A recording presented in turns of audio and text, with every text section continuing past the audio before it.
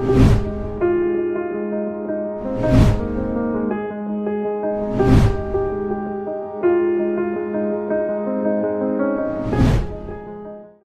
सतमित्रों, आज दिनांक 5 जून 2026 हमारी भूटान यात्रा का तीसरा दिन। थिम्पू संस्कृति, आध्यात्म और प्रकृति का अद्भुत संगम वाला शहर। श्रोताओं, सुबह थिम्पू शहर में मॉर्निंग वॉक के लिए निकला। चारों ओर पहाड़ियों से घिरा यह शहर मानो प्रकृति की गोद में बसा हुआ है। स्वच्छ हवा, शांत वातावरण और हरियाली से भरी वादियाँ मन को अलग ही शांति प्रदान कर रही थी। कुछ समय पहाड़ियों के बीच बैठकर मैंने केवल प्रकृति को महसूस किया। पक्षियों का मधुर संगीत, ठंडी हवा का स्पर्श और दूर दिखाई देने वाले पर्वत मानो ध्यान की अवस्था में ले जा रहे थे। इसके बाद नाश्ते में परमात्मा की कृपा से मुझे भरपूर फ्रूट साल मिला। यात्रा के दौरान भी प्रकृति भोजन सहज उपलब्ध हो रहा है। इसके लिए मैं बार बार परमात्मा के प्रति कृतज्ञता अनुभव करता हूँ। नाश्ते के बाद हमने थिम्पू शहर के प्रमुख दर्शनीय स्थलों का भ्रमण प्रारंभ किया। सबसे पहले पहुँचे नेशनल मेमोरियल चार्टन। यह स्मारक भूटान के तृतीय राजा जिग्मे दोर्जी वांगचुक की स्मृति में बनाया गया है, जिन्हें आधुनिक भूटान का निर्माता माना जाता है। उन्होंने भूटान को आधुनिक विश्व से जोड़ना और विकास की दिशा देने में महत्वपूर्ण भूमिका निभाई है। यहाँ हजारों श्रद्धालु प्रार्थना और ध्यान के लिए आते हैं। मित्रों, इसके बाद हमने नेशनल मॉन्यूमेंट साइट अर्थात बुद्धा पॉइंट का दर्शन किया। यहाँ स्थित 169 फीट ऊंची विशाल बुद्ध डोडनामा की प्रतिमा पूरे थिम्पू शहर को आशीर्वाद देते हुए प्रतीत हुई। ऊंचाई पर स्थित यह स्थान केवल पर्यटन स्थल नहीं बल्कि शांति, करुणा और जागृति का प्रतीक है। हमारा तीसरा स्थान था चांगखा मंदिर।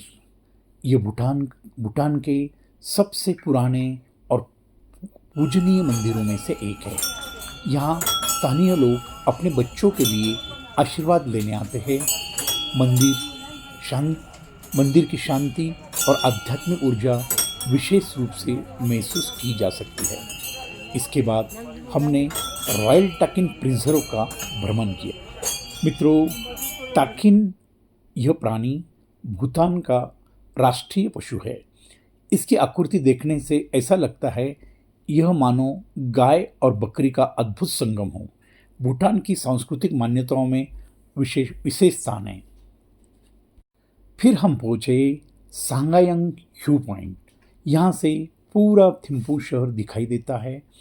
पर्वतों के बीच में बसा हुआ यह सुंदर शहर ऊपर से किसी चित्रकार की उत्कृष्ट कलाकृति जैसा प्रतीत हो रहा था। इसके बाद हमने फोक हेरिटेज म्यूजियम और पारंपरिक गांव का भ्रमण किया। यहाँ भूटान की पुरानी जीवन शैली, घरों की रचना, खेती की पद्धति और सांस्कृतिक परंपराओं को बहुत सुंदर ढंग से संरक्षित किया गया है। स्थानीय लोकनृत्य देखकर ऐसा लगा जैसे संस्कृति आज भी जीवित है। फिर हमने भूटान का प्रसिद्ध क्राफ्ट स्कूल देखा। यहाँ बच्चों को लकड़ी पर नक्काशी, चित्रकला, मूर्तिकला, सिलाई और पारंपरिक हस्तकला का प्रशिक्षण दिया जाता है। आधुनिक शिक्षा के साथ संस्कृति को बचाने का यह प्रयास वास्तव में प्रेरणादायी है। दिन का अंतिम ऐतिहासिक स्थल था थिम्पू विशाल दुर्ग किला ताशिलोजोंग। यह भूटान का प्रशासनिक और धार्मिक केंद्र है। यहाँ राजा का कार्यालय है, सरकारी विभाग और बौद्ध मठ एक साथ स्थित है। इसकी भव्य वास्तुकला, सुंदर लकड़ी की कारीगरी और शांत वातावरण मन को मंत्रमुग्ध कर देता है।